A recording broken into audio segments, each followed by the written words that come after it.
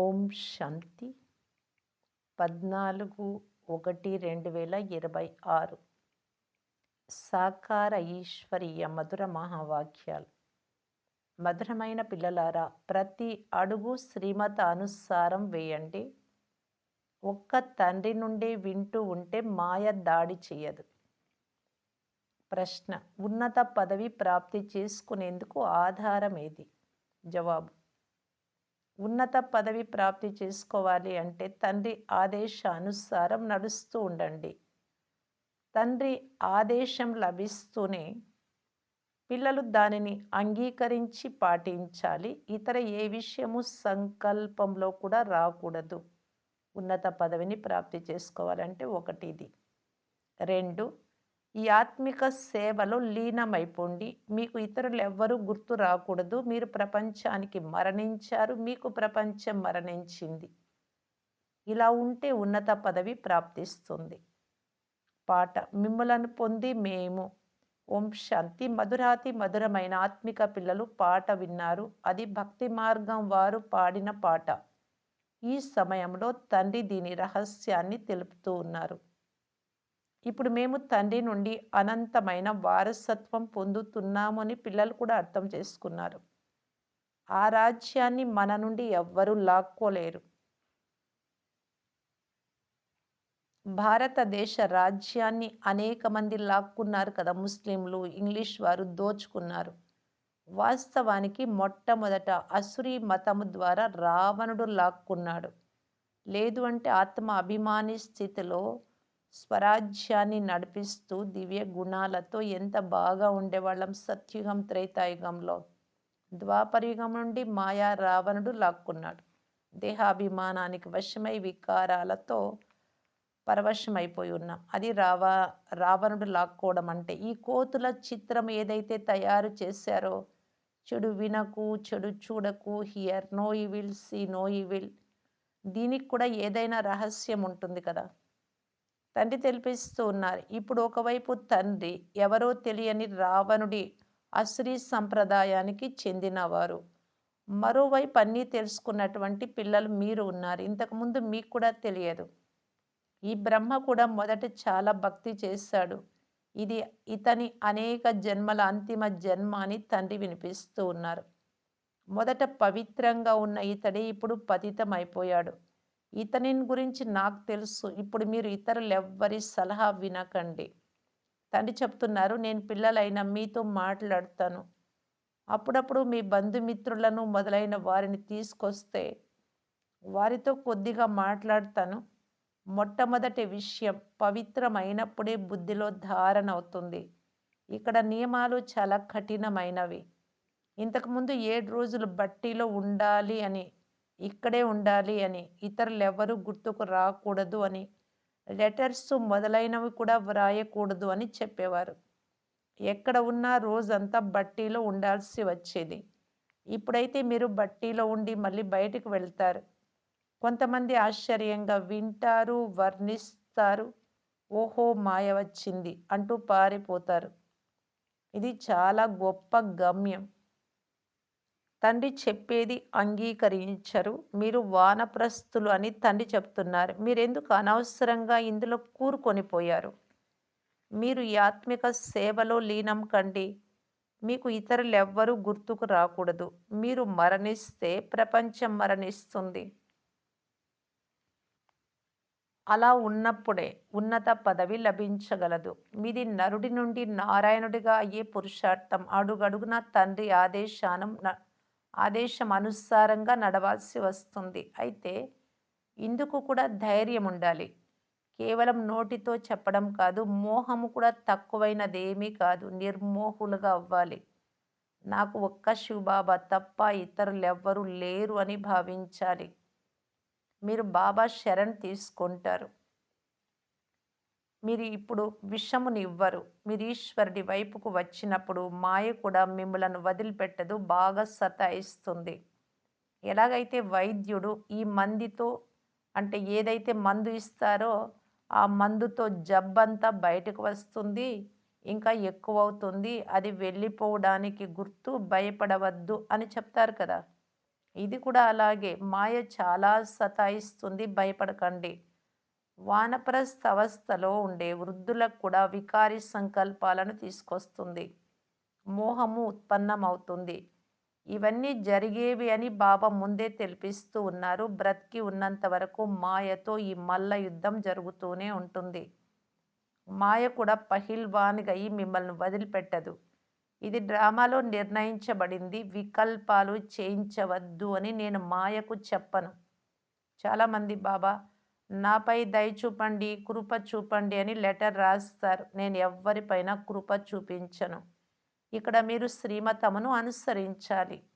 నేను కృప చూపిస్తే అందరూ మహారాజులుగా అవుతారు. అలా డ్రామాలో లేదు. అన్ని ధర్మాల వారు వస్తారు. వేరు వేరు ధర్మాలలోకి బదిలీ అయిన వారంతా ఇప్పుడు తిరిగి వస్తారు. ఫస్ట్ దేవీ దేవతా ధర్మంలో ఉండి ద్వాపర యుగం నుండి కదా పైనుండి వారు వస్తారు. వారితో కనెక్షన్ ఏర్పరచుకుంటారు. కన్వర్ట్ అవుతారు. వారంతా తిరిగి ఇప్పుడు వచ్చేయాలి. ఇప్పుడు అంటు కట్టబడుతోంది. ఇందులో చాలా శ్రమ ఉంది.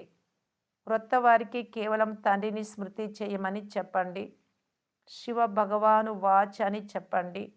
కృష్ణుడు భగవంతుడు కాదు. అతడు 84 జన్మలు తీసుకున్నాడు. అనేక మతాలు, అనేక విషయాలు ఉన్నాయి. ఇది బుద్ధిలో పూర్తిగా ధారణ చేయాలి. మనం పతితులుగా ఉండే వారం ఇప్పుడు పావనమయ్యే విధానం తండ్రి చెప్తున్నారు. కల్పకృతం కూడా నన్ను ఒక్కరిని స్మృతి చేయండి అని చెప్పారు.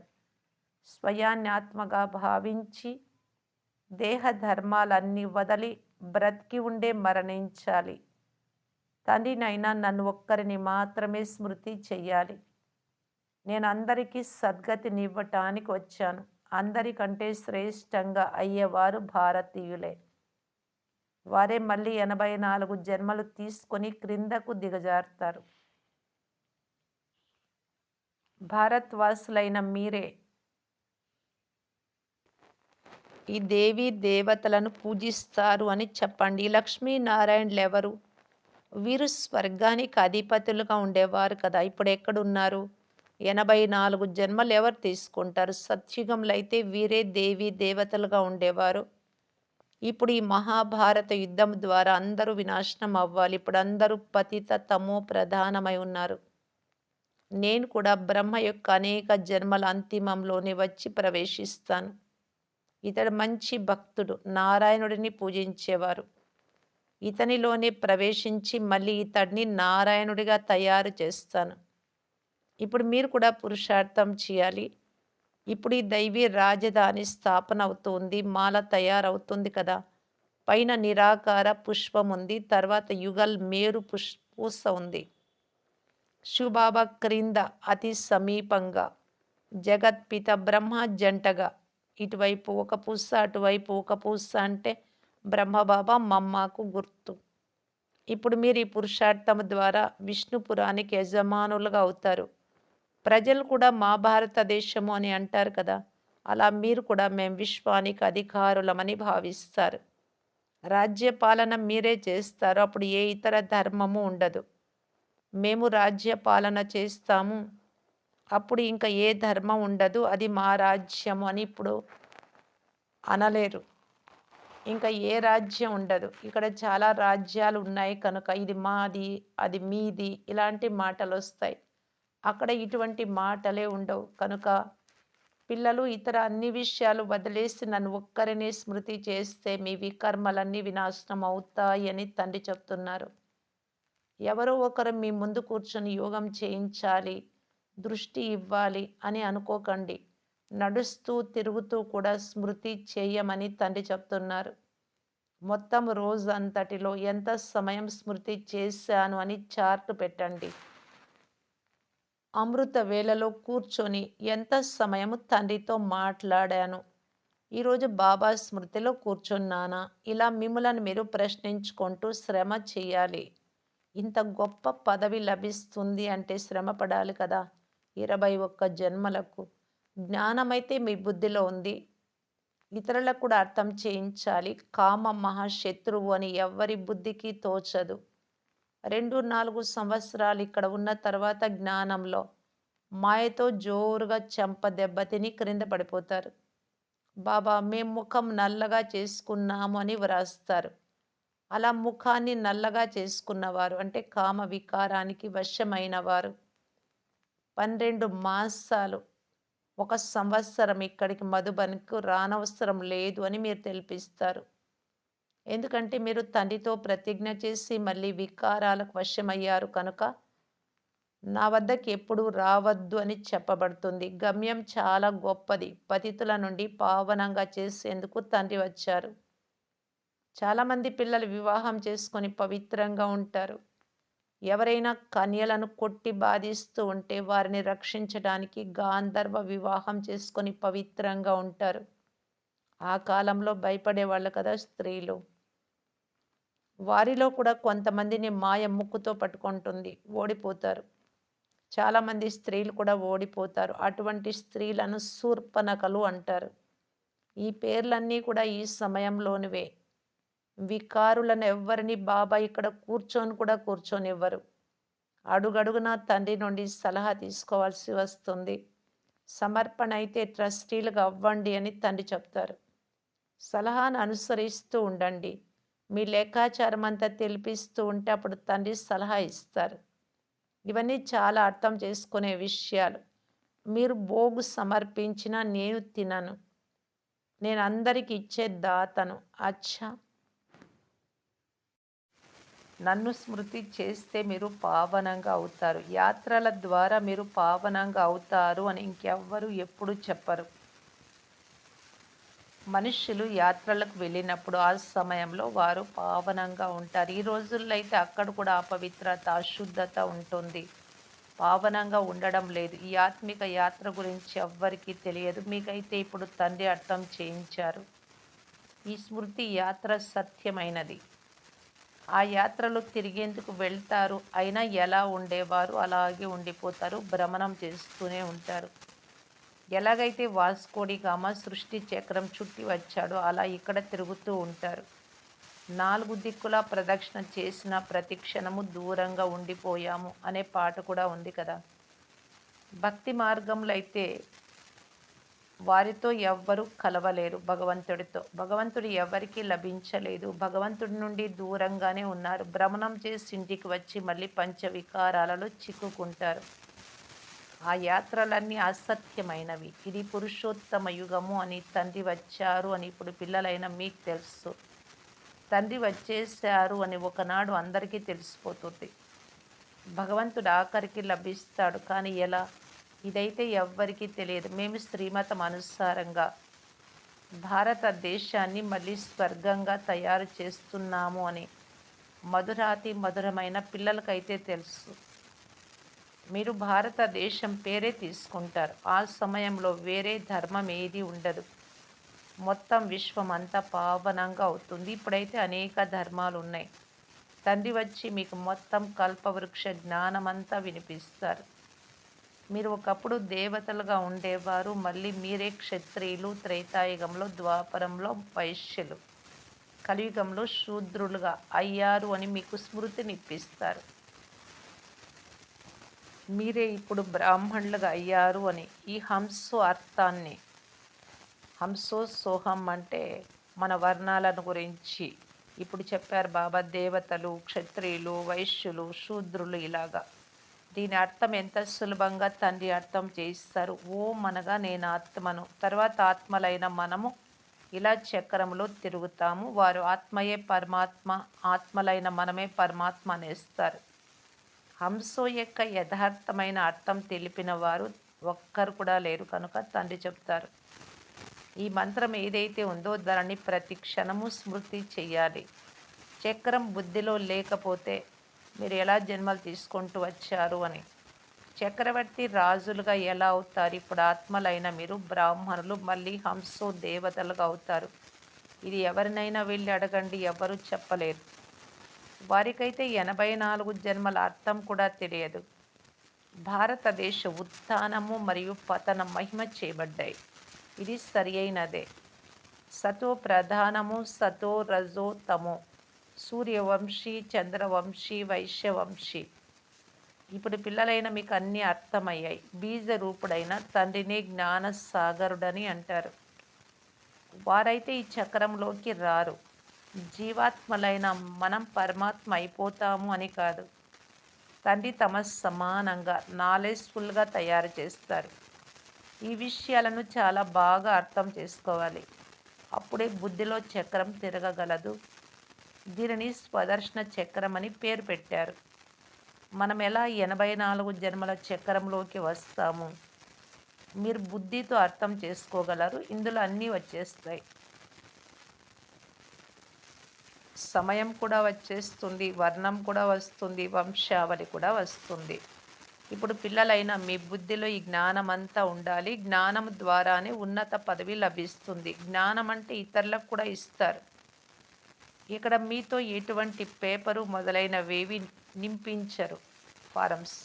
ఆ స్కూల్లో అయితే పరీక్షలు జరిగినప్పుడు ప్రశ్న పత్రాలు విదేశాల నుండి కూడా రావచ్చు. ఎవరైతే విదేశంలో చదువుతూ ఉంటారో వారికైతే అక్కడే రిజల్ట్ వెలువడుతూ ఉండొచ్చు.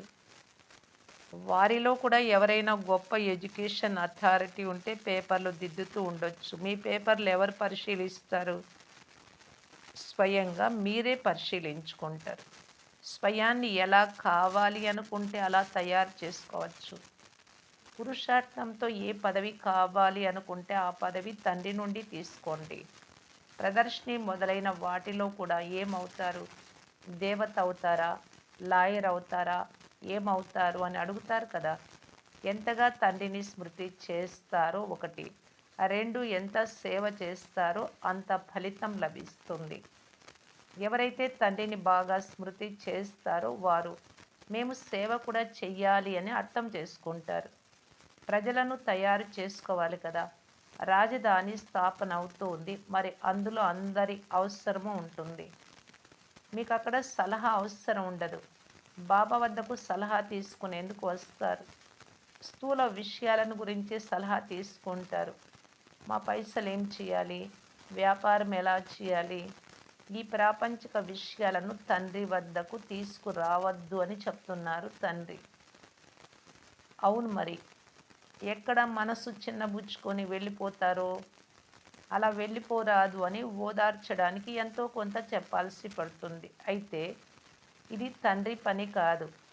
నాది అయితే మీకు దారి చూపే ఈశ్వరీయ వ్యాపారం. ఏ దారి? మీరు విశ్వానికి యజమానులుగా తయారయ్యే దారి. మీకు శ్రీమతం లభించింది. మిగిలినవన్నీ అసురీ మతాలు. సత్యుగంలోనిది శ్రీమతం అని అంటారు. కలియుగంలో అసురీ మతము అని అంటారు. ఇక్కడ వికారాలకు వశమై చేసేటటువంటి పనులు. అక్కడ దివ్య గుణాలతో చేసేటటువంటివి. అది సుఖధామము. అక్కడ కుశలమా, ఆరోగ్యం బాగుందా అని అడగరు. ఎందుకంటే అందరూ బావుంటారు. ఈ వాక్యము అక్కడ ఉండదు. ఏమీ కష్టమైతే లేదు కదా! కులాసాగా ఉన్నారా అని ఇక్కడ అడుగుతారు. ఇందులో కూడా చాలా విషయాలు వచ్చేస్తాయి. అడిగేందుకు స్వర్గంలో దుఃఖం ఉండదు. ఇక్కడ ఉన్నదే దుఃఖమయ ప్రపంచం. వాస్తవానికి మిమ్మల్ని ఎవ్వరూ అడగలేరు. భలే మాయ పడవేసేది అయినా తండ్రి లభించారు కదా! మీరంటారు, ఏమిటి మీరు క్షేమ సమాచారాలు అడుగుతున్నారా? మేము ఈశ్వరుడి పిల్లలం. మమ్ములను ఏం కుశల క్షేమం అడుగుతారు? పరబ్రహ్మంలో ఉండే తండ్రి గురించి చింత ఉండేది ఒకప్పుడు. వారు దొరికేశారు. ఇక మాకు చింత దేనికి? మనం ఎవరి పిల్లలం అని ఎల్లప్పుడూ గుర్తుంచుకోవాలి. భగవంతుడి పిల్లలు డైరెక్ట్‌గా అయ్యారు అంటే చింతలు ఉంటాయా? మనం పావనంగా తయారైతే మళ్ళీ యుద్ధం ప్రారంభం అవుతుంది అనే జ్ఞానం కూడా మీ బుద్ధిలో ఉంది. మరి ఎవరైనా మిమ్మల్ని మీరు కులాసాగా ఉన్నారా? బాగున్నారా? అని ఎప్పుడు అడిగినా, మేము సదా సంతోషంగా ఉన్నామని చెప్తారు. జబ్బుగా ఉన్న తండ్రి స్మృతిలో ఉంటారు. మీరు స్వర్గంలో కంటే ఎక్కువ సంతోషంగా ఉంటారు. ఇక్కడ తండ్రి ఉన్నారు. మొత్తం సృష్టి చక్ర జ్ఞానం అంతా ఉంది. ఎందుకంటే స్వర్గంలో చక్రవర్తి పదవినిచ్చే తండ్రి ఇప్పుడు లభించారు. వారు మమ్ములను ఇంత యోగ్యులుగా చేస్తే మాకు చింత ఏముంది? ఈశ్వరుడి పిల్లలకు చింత ఉంటుందా? అక్కడ దేవతలకు కూడా చింత లేదు. దేవతలకు పైన ఈశ్వరుడున్నారు. మరి ఇక్కడ ఈశ్వరుడి పిల్లలకి ఏదైనా చింత ఉండగలదా? బాబా మిమ్మల్ని చదివిస్తారు. బాబా మా టీచరు, సద్గురువు, బాబా మా పైన కిరీటం పెడుతున్నారు అని మీకు తెలుసు. మనం కిరీటధారులుగా అవుతున్నాం. విశ్వ కిరీటం ఎలా లభిస్తుందో మీకు తెలుసు. తండ్రి కిరీటం ధరించరు. తండ్రి సత్యుగంలో కిరీటాన్ని పిల్లలపై ఉంచుతారు అని కూడా మీకు తెలుసు. ఆ పిల్లలను ఆంగ్లంలో క్రౌన్ ప్రిన్స్ అని అంటారు. ఇక్కడ తండ్రి కిరీటం పిల్లలకు లభించే వరకు, ఇంతకు మునుపు రాజులున్నప్పుడు, తండ్రి ఎప్పుడు మరణిస్తాడా, ఎప్పుడు కిరీటం నా తలపైకి వస్తుందా అని పిల్లలకు ఉత్కంఠత ఉంటుంది. ప్రిన్స్ నుండి మహారాజుగా అవ్వాలి అనే ఆశ ఉంటుంది. అక్కడైతే స్వర్గంలో ఇటువంటి విషయాలు ఉండవు. సమయానికి పద్ధతి అనుసారంగా తండ్రి పిల్లలకు కిరీటం ఇచ్చి తాను తప్పుకుంటాడు. అక్కడ వానప్రస్థం గురించిన చర్చ కూడా ఏది ఉండదు. పిల్లలకు మహలు మొదలైనవి నిర్మించి ఇస్తారు. ఆశలన్నీ పూర్తి అవుతూ ఉంటాయి. సత్యుగంలో సుఖమే సుఖం ఉంటుంది అని మీరు అర్థం చేసుకోగలరు. మీరు ఎప్పుడైతే అక్కడికి వెళ్తారో అప్పుడు సుఖాలన్నీ ప్రాక్టికల్గా పొందుతారు. స్వర్గంలో ఏముంటుందో, ఒక శరీరాన్ని వదిలి ఎక్కడికి వెళ్తారో మీకు తెలుస్తుంది. ఇప్పుడు తండ్రి మిమ్మలను ప్రత్యక్షంగా చదివిస్తూ ఉన్నారు. మీరు నిజంగా స్వర్గానికి వెళ్తారు. వారు మేము స్వర్గంలోకి వెళ్తాము అని బయట మనుషులు కూడా అంటారు, కానీ వారికి స్వర్గము అని దేనిని అంటారో కూడా తెలియదు. జన్మ జన్మాంతరాలుగా ఈ అజ్ఞానపు మాటలు వింటూ వచ్చారు. ఇప్పుడు తండ్రి మీకు సత్యమైన విషయాలను వినిపిస్తారు.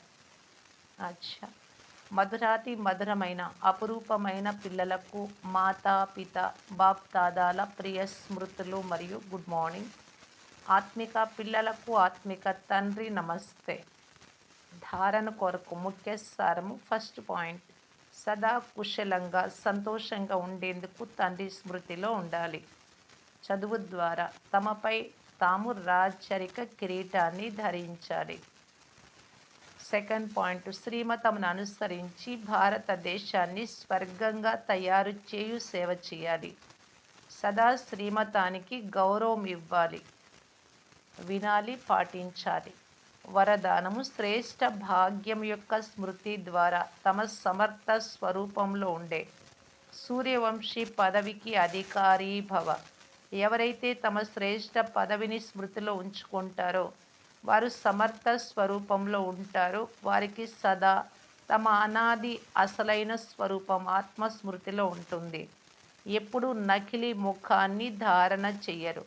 చాలాసార్లు మాయ నకిలీ గుణము మరియు కర్తవ్యం యొక్క స్వరూపాన్ని తయారు చేస్తుంది. చాలాసార్లు మాయ నకిలీ గుణము మరియు కర్తవ్యం యొక్క స్వరూపాన్ని తయారు చేస్తుంది. అనగా దేహం నేను అనుకునే, దేహానికి సంబంధించినటువంటి ఆకర్షణలను, బంధనాలను అన్ని నాదిగా నావిగా భావించి చేస్తారు. అది నకిలీ గుణము, నకిలీ కర్తవ్యం. ఆత్మ అభిమాని స్థితిలో గుణాలతో, మంచి గుణాలతో కూడా మనం నడుచుకోవచ్చు. అది అసలైన స్వరూపం. అదే దానిలోనే నడుచుకోవాలి. అందుకే బాబా చెప్తున్నారు, కొంతమందిని క్రోధీలుగా, కొంతమందిని లోభీలుగా, కొంతమందిని దుఃఖీలుగా మాయ తయారు చేయడం నకిలీ స్వరూపం. కానీ అసలు స్వరూపం, సత్యమైన స్వరూపం, ఆత్మస్వరూపం ఈ అన్ని విషయాల కంటే అతీతమైనది, వేరైనది. ఏ పిల్లలైతే తమ అసలు స్వరూపంలో స్థితమై ఉంటారో వారు సూర్యవంశ పదవికి అధికారులుగా అవుతారు. స్లోగన్, అందరిపైన దయ చూపించే వారిగా అయితే ఆత్మభావనతో దయ చూపండి. అప్పుడు అహంభావము మీలో, అహంభావం అంటే భ్రమలు, సందేహాలన్నీ సమాప్తమైపోతాయి. అవ్యక్త సూచన, ఈ అవ్యక్త మాసంలో బంధన ముక్తులుగా ఉండి జీవన్ముక్తి స్థితిని అనుభవం చేయటానికి బాప్దాదా తెలియజేస్తూ ఉన్నారు. మీ రచన అయిన కమల పుష్పము నీటిలో ఉంటున్న నీటి బంధనం నుండి ముక్తంగా ఉంటుంది. దానికి బురద అంటదు, నీరు అంటదు. పుట్టేదేమో బురదలోనే, పెరిగేది బురదలోనే, కానీ బురద నుండి, నీటి నుండి దూరంగా అతీతంగా ఉంటుంది. మరి మీ రచనలోనే ఈ విశేషత ఉన్నప్పుడు మరి మాస్టర్ రచయితలైన మీలో లేకుండా ఉంటుందా విశేషత? ఎప్పుడైనా ఏదైనా బంధనంలో చిక్కుకున్నప్పుడు మీ ముందు కమల పుష్ప ఉదాహరణను ఉంచుకోండి. అది రచన, మనం తయారు చేసే పుష్పం అది. మనమే కదా నాటుతాం. మరి దానికంత గొప్ప గుణం ఉంటే నాకెందుకు లేదు? నేనెందుకు ఇరుక్కున్నా ఇందులో? ఇందులో ఉంటూ కూడా అతీతంగా కమల పుష్పంలాగా న్యారా ప్యారాగా అవ్వగలిగినప్పుడు మాస్టర్ సర్వశక్తివంతులు అంటారు. మరి అది అయినప్పుడు మీరవ్వలేరా అని అనుకుంటే, సదా కొరకు న్యార అతీతంగా ప్యారాగా అందరికి ఇష్టంగా అయిపోతారు. ఓం శాంతి.